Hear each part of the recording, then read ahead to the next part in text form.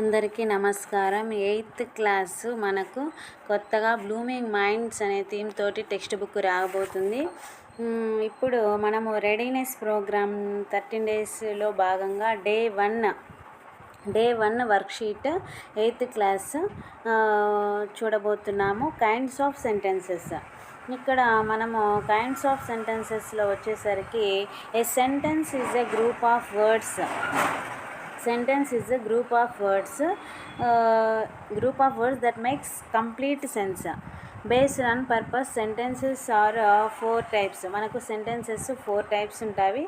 అవి వచ్చేసరికి declarative sentence, interrogative sentence, imperative sentence, exclamatory sentence. ఇవి 4 టైప్స్. ఇప్పుడు మనకు డిక్లరేటివ్ సెంటెన్సెస్ అన్న అసర్టివ్ సెంటెన్సెస్ అన్న ఒకటే. నెక్స్ట్ ఇంటరాగేటివ్ సెంటెన్సెస్ అంటే క్వశ్చన్ మార్క్ ఉంటుంది. ఇంపరేటివ్ సెంటెన్సెస్ అంటే ఆర్డర్స్, కమాండ్స్, రిక్వెస్ట్, సజెషన్స్ ఇవి వస్తుంటాయి. నెక్స్ట్ ఎక్స్క్లమేటరీ సెంటెన్సెస్ అంటే ఆశ్చర్యార్థకం గుర్తుంటుంది. ఇవి ఇప్పుడు మనము డీటెయిల్గా చూద్దాము. First one declarative sentence. Declarative sentence tells us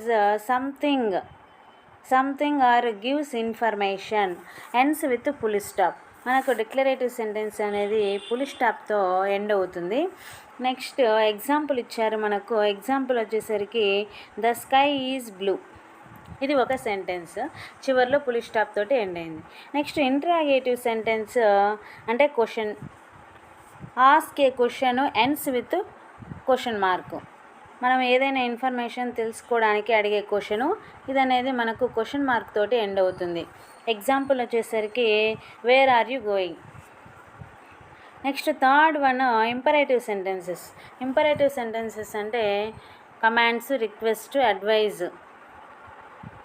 gives an order, request, instruction or advise usually begins with a verb. Imperative sentences అన్నీ మనకు వర్బ్ తోటి స్టార్ట్ అవుతాయి.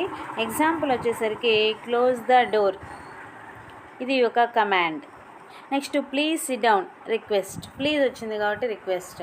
ఇవన్నీ వచ్చేసరికి imperative sentences.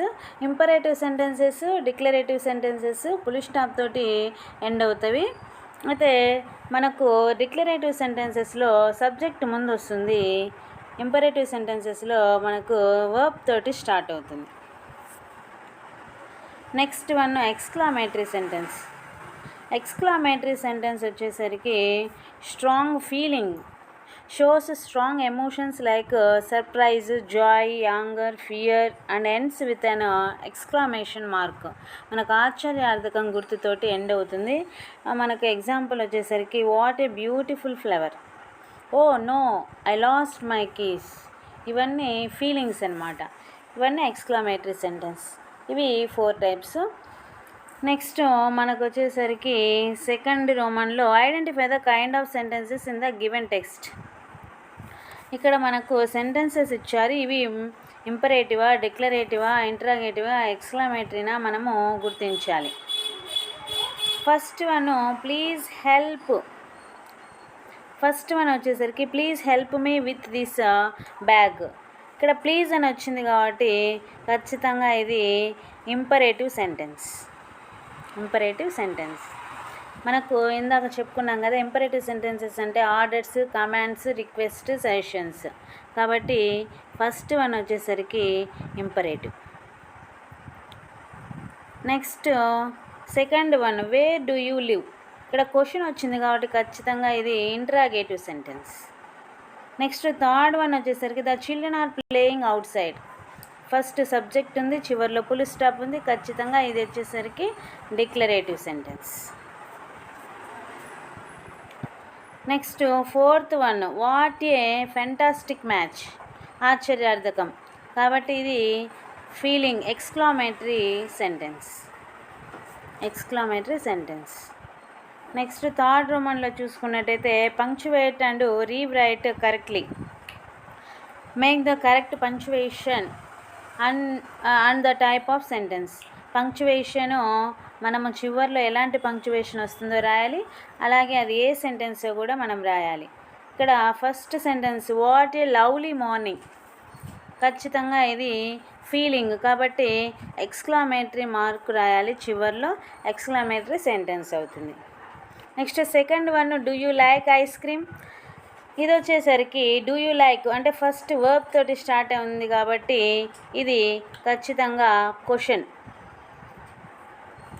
Question mark. Next third one వచ్చేసరికి the train is late అనేది ఒక sentence కాబట్టి ఇది declarative sentence. Next fourth one, please open your notebook. Please అంటున్నాం కాబట్టి ఇది ఇంపరేటివ్ సెంటెన్స్, చివర్లో పులి స్టాప్ తోటి ఎండ్ అవుతుంది. Next fifth one, how funny this is. ఇది మనము ఆశ్చర్యార్థకం, ఎక్స్క్లమేటరీ సెంటెన్స్ అని చెప్పచ్చు కాబట్టి మనం చివర్లో ఎక్స్క్లమేషన్ మార్కు పెట్టాలి. ఈ విధంగా మనకు 8th class first worksheet complete అయింది. Thank you. ఇలాంటివన్నీ మన ఛానల్లో ఇంకా అప్లోడ్ చేస్తాము. Thank you. Subscribe my channel.